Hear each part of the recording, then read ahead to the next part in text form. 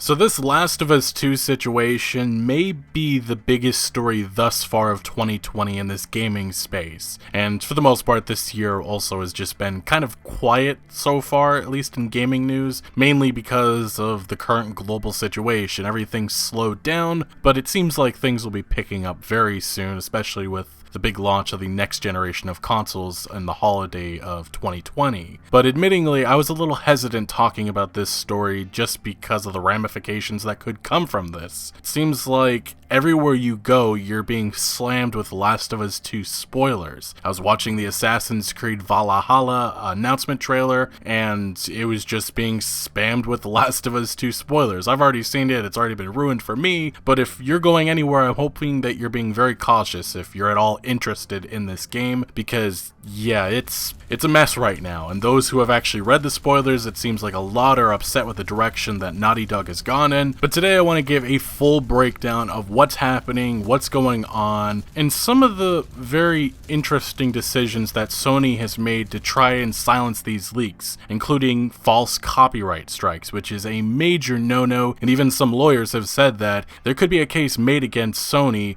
for what they are doing right now. And maybe this is obvious, maybe it isn't, but this is going to be a spoiler-free video. While we are going to go through everything that has transpired thus far, I'm only going to be briefly touching over the leaks. I'm not going to be going through any of the contents because I don't want to ruin this game for anyone, and I know a lot of people are still interested in The Last of Us Part 2 and seeing it for themselves. Now, I will be acknowledging the opinion that is being shared on this game, which is that it's going to be divisive. That is not something that's going to shock many because Naughty Dog developers and people associated with The Last of Us Part 2 have been saying that for months and even years, saying that not everybody's going to be happy with the direction that they're taking in. It includes apparently some developers which have concerns about The Last of Us Part 2 story. That's something that we're going to touch on later in this video. But as usual, if you do go on to enjoy this content and want to show your support for gaming coverage like this, please consider hitting that like button, subscribing for more, and turning notifications on so you do not miss out on any new videos. Also, I recently, just days ago, or well, just the other day, opened a Patreon account. So if you want to financially back this channel, go ahead over there and check it out. There's some benefits, and really it just makes sure that I don't have to do horrible advertisements like Raid Shadow Legends. That's not something I want to do, so if you have a couple of dollars to spare, head over there and consider helping out the channel. Nonetheless, let's get into this gigantic mess. It's, oh boy. So let's get to the original. I'm just going to briefly touch on what exactly happened, and we'll go to IGN's original story. A set of what seems to be major spoilers for The Last of Us Part 2 is leaked. Watch what you're searching for, people. The spoilers have apparently emerged from leaked videos of major moments from the upcoming game, which have now been turned into lists of details, and these are being spammed everywhere. Every single gaming announcement, PlayStation makes a tweet, you're going to have The Last of Us Part 2 spoilers, and that's just because a lot of people are very angry with the direction that Naughty Dog went. And again, I'm not going to be going through any of that, but yes, not a lot of people are happy, and you're seeing a lot of memes like Superman. I've been seeing a lot of that. It's just, this is going to be a bad couple of weeks until the game finally does release and is in the hands of people. Now, the IGN article continues saying it's not totally clear at this point if the details are correct, but we, of course, won't be printing them here. And it seems like some of the stuff that was in a 4chan leak from weeks ago has also turned out to be correct, so I don't know what's going on over at Naughty Dog specifically, but they have a major problem with leaks, apparently, which maybe it's caused by this current global situation, maybe not. That's not entirely too clear. And this is the big problem right now if you go on social media. IGN mentions in the past, bots on social media sites have sent spoilers as automated replies to posts, including related terms. We haven't yet seen reports of this, but if you're trying to wait for a release, it's likely worth paying extra attention to tweets containing the name of the game or its main characters. And again, as I referred to earlier, on the recent Assassin's Creed Valhalla reveal live stream, which was about 8 hours long, The Last of Us Part 2 spoilers were being spammed. And I have a sneaking suspicion that we're going to see a lot more of that with anything gaming related for the next 7 weeks, which is when the game will be releasing. But anyway, after this leak went widespread and people started talking about it, we did get a statement from Naughty Dog, and basically their response boils down to, uh-oh, that's about it. They say, The Last of Us Part 2 will be in your hands soon. No matter what you see and hear, the final experience will be worth it. Well, unless people just start blabbing everything that is in the game. Like, it was actually just 2 days ago that 90 more minutes of gameplay leaked. This was on top of already what had leaked previously, which was already a bunch of gameplay, important cutscenes, some of the major features in the game that haven't been shown before. It seemed to come from a developer's point of view, so the belief that a lot of journalists and individuals and the rumors on the web was that this was a disgruntled employee who was unhappy with the pay that they had with Naughty Dog. But that rumor has now been, I guess, squashed, because Sony has now come out with a statement saying that they know who leaked The Last of Us Part 2, and I will just point out that person is going to be sued into oblivion. But this is the statement that Sony's been giving to all of the outlets that have been asking for it. SIE has identified the primary individuals responsible for the unauthorized release of The Last of Us 2 assets. They are not affiliated with Naughty Dog or Sony. We are unable to comment further because the information is subject to an ongoing investigation. We're looking forward to when The Last of Us Part 2 will be in your hands and can't wait for you to enjoy the full experience on June 19th. Now, the big question is, who could these individuals be? Is this possibly somebody who just hacked into, I guess, Sony, and they were able to obtain this information illegally, in which, yeah, you probably could go to jail for this? Or is this somebody like a contractor that was upset with Sony, maybe not necessarily being an employee, but then again this statement says that they're not affiliated with Naughty Dog, so there's just a lot of confusion in the air. But the biggest problem for Naughty Dog is the fact that there's a lot of reasons for people to not like them, and when I say people, I just mean people that have worked for Naughty Dog, like actual employees, because the company has been a big mess for the last number of years. But before we proceed to that, I should acknowledge that Neil Druckmann did comment on Sony's statement. He said, "Glad this got cleared up, but there are a lot of other false rumors out there. Looking forward to discussing all of this once the game is out. Avoid comments if you don't want spoilers," and I'm sure you guys all know that this response, this post, is lots of spoilers under it. Now, the belief that a lot of, I guess, gaming people have been saying is that this isn't going to affect sales that much. Well, I definitely don't really believe that, because I think that a lot of the hardcore The Last of Us 2 fans that constantly talk and hype this game up, well, guess what? Those people are having the game ruined for them. And yes, I guess the casual audience won't have the game ruined for them because they're not looking up The Last of Us 2 information, but the bigger problem is the fact that anything gaming related is being met to these spoilers. So I don't know, I think people are really underestimating the damage from all of this. But as I referred to just about a minute ago, there are many reasons for developers, employees, contractors, anybody who's been associated with Naughty Dog to do something like this. This is why the belief was that this was the work of a disgruntled employee or contractor. And the reason why is because there's a lot of horror stories the last 2 years that have come out that pretty much paint a picture that Naughty Dog treats their workers like crap. I mean, that's just as simple as that. Like, here's a story from COG Connected from 2019 in which several ex-Naughty Dog employees anonymously gave accounts of their time at the company. One employee saying, "The truth is, they being Naughty Dog don't tell you what you have to work X amount of hours, but you have to get the work done, and the amount of work is just impossible for any person. It is just way too much, and if you don't hit the goals, you will be fired. So I guess you don't have much of a choice." And then they continue saying, "But when it comes to contractors of the company, they had it even worse," which seems to be a widespread problem within this AAA games industry. One common and egregious practice is to only pay contractors minimum wage to make overtime seem more appealing. And the source would continue saying, "Also, we were paid barely above minimum wage, so again, management used the notion of making overtime pay to keep us longer. During crunch time, which lasted many months, we could be working anywhere from 60 to 80-hour weeks on average. I remember hitting 100 plus hours the final week of development on The Last of Us." And then another developer said that a normal work week for us was 10 a.m. to 10 p.m. 6 days a week, and we didn't really have any choice about it. Sometimes we'd stay until midnight or 1 a.m. At the end of Uncharted 4, we started doing 7-day work weeks for a little while and even did some 24-hour shifts where we'd come in at 10 a.m. and leave 10 a.m. the next day. I didn't really have a life outside of work for 8 to 9 months during the big crunch. A few people would leave at 7 every day instead of staying late, but it was usually because of medical reasons. We also had to consider that it was less likely for us to be kept on at the end of the project if we didn't work as hard as the rest of the team. And again, these are accounts, these specific last two, coming from contractors, which again, Naughty Dog doesn't seem to treat them all that well,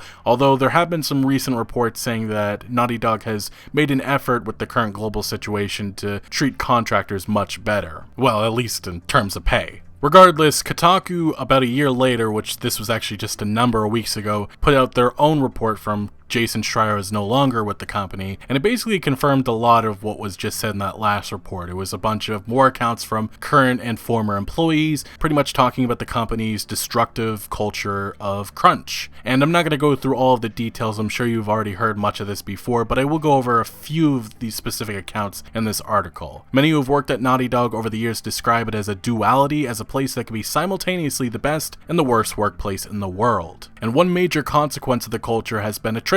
Of the 20 non-lead designers in the credits of 2016's Uncharted 4, a whopping 70% are no longer at the studio, which has had wide-ranging effects on the development of The Last of Us Part 2 and led to questions about the continued viability of the Naughty Dog approach. I've heard this before. You remember that BioWare? You remember those articles? Rockstar even too? I've heard all of this before. It's just a theme. It's the problem that I think a lot of people don't understand is that developers aren't replaceable like just a snap. You can't just bring somebody in. We've seen the problems with that. Remember Mass Effect Andromeda and some of the animations? Once you replace these veterans with newcomers, that lack of experience becomes a major problem. One that has resulted, at least in Andromeda, with tons of memes and just jokes about BioWare. So losing talented developers because of crunch and just being burnt out, it's a major problem within this industry, and it seems like it's becoming a problem at Naughty Dog. It's just unfortunately, like BioWare, not being taken seriously. Now, as this piece would continue, it would also discuss how some of Naughty Dog's leadership have pretty much had developers working on specific content for weeks crunching on it, and just within a snap they just decided, never mind, we're just gonna throw that away, which that's a good old slap in the face. Nice demoralizing, pretty much. But I think the most striking part of this article is actually the ending, in which Schreier notes,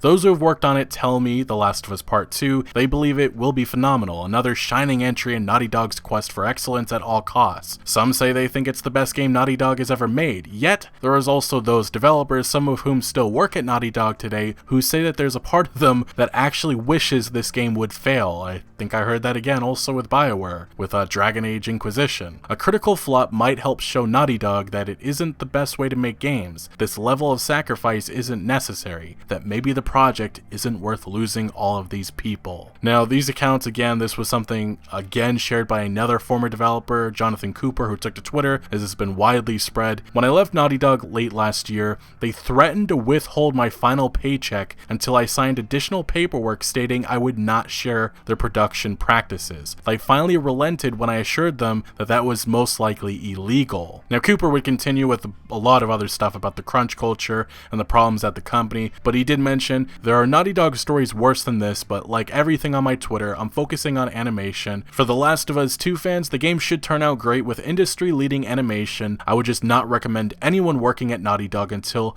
they prioritize talent retention. Ultimately, Naughty Dog's linear games have a formula and they focus test the crap out of them. While talented, their success is due in large part to Sony's deep pockets, funding delays, rather than skill alone. A more senior team would have shipped The Last of Us 2 a year ago. So yes, it seems like there is a lot of problems at Naughty Dog not being taken seriously, bunch of red flags, and now we have this giant mess. Now, there's an interesting rumor that's now being sent around, take this with a grain of salt, but we have this article that says, the alleged source, this is somebody who I guess works at Naughty Dog, they spoke with Australian pop culture news site Sausage Roll under the condition of being anonymous, claimed that the environment surrounding the game's development was very divisive, how even voicing your concerns on its story will upset certain individuals. It usually results in said person being called close-minded or even phobic or some such nonsense, which is why you're seeing all of the, the ma'am memes associated with The Last of Us Part 2. People are unhappy with the direction that the company took with the story, at least those who have actually read the leaks. The source explained, "I don't doubt even for a moment that this leak came from the studio. The Last of Us Part 2 is very divisive, and as you can imagine, some of the team aren't really thrilled to be working on the game." They continued, "The team is very much divided on the game, and even voicing your concerns on its story will upset certain individuals." And further, I think they already went over this part in the last quote, "Some people literally have to bite their tongues or fear losing their jobs, even careers, to an outrage mob." So again, this is just a rumor treated as that, but everything surrounding this game is just, it's not good with the game only 7 weeks away. And to make matters worse, with all of the leaks that are going around right now, anyone even talking about this is apparently being hit with copyright claims.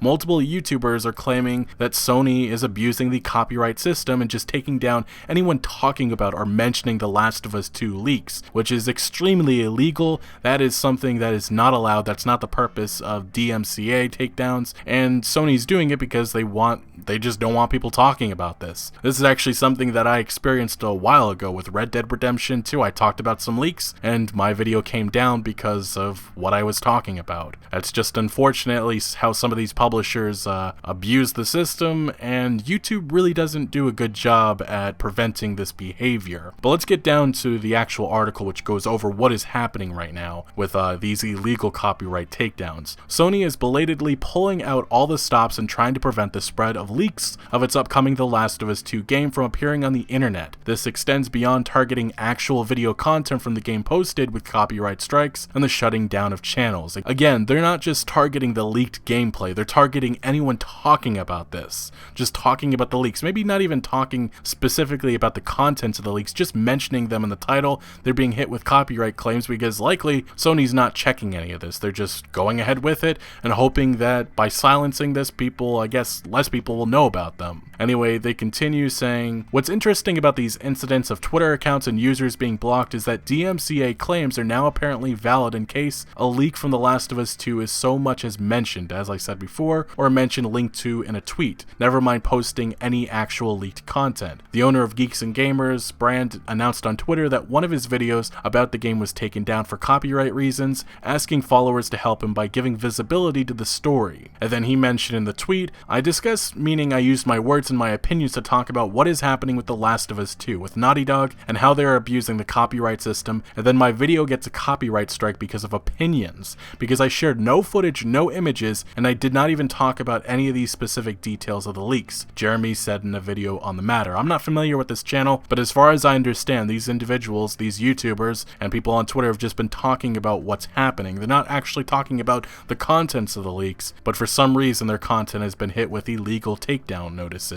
And yeah, we have proof of the takedown notices as they've been shown on Twitter. Also, let me emphasize that this is not something that's just happening on YouTube. As this article from Reclaim the Net mentions, another example is artist Storm Yorha, who said that mentioning the now apparently unmentionable game in the context of the leaks associated with it will send Sony into rage mode that can result in the shutting down of user accounts on large networks, in which here we have proof showing that this individual was hit with a claim on Twitter, which I believe it's like 5 or 6 claims and your account gets permanently suspended if you on Twitter at least. But finally, the article concludes saying, over on YouTube though, the consequences are much dire as copyright strikes can threaten a creator's ability to upload content and can even eventually result in the channel being shut down. Sony's actions are putting creators' livelihoods at risk. Many are seeing this not just as a way to control the leaks, but to also dampen some of the backlash over what is contained within the leaks and the disappointing direction the game decided to take, which some feel. One thing is clear here, gaming industry giants are not making any new friends among the gaming community, and neither are giant social networks, with their often warped sense of how a sustainable and equitable copyright system should operate. Now, there was also another YouTuber going by the name of Heel vs. Babyface, which mentioned one of the bigger issues with this whole mess, and it's the fact that when these copyright claims come, Sony actually gets all of the